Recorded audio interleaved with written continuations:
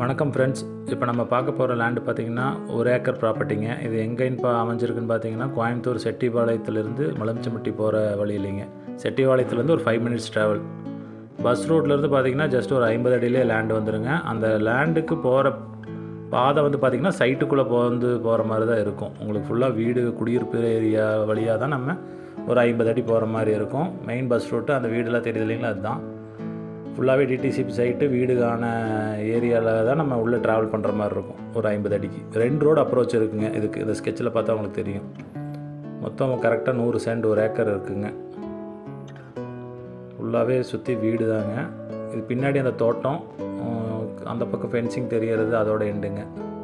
இது நல்லா ஒரு ஃபார்ம் ஹவுஸ் பண்ணுறக்கு, கம்பெனி கட்டுறக்கு, வீடு கட்டுறக்கு எல்லாத்துக்குமே ஒரு இன்வெஸ்ட்மெண்ட் எல்லா பர்பஸ்க்கும் சூட்டபுளாக இருக்கும்.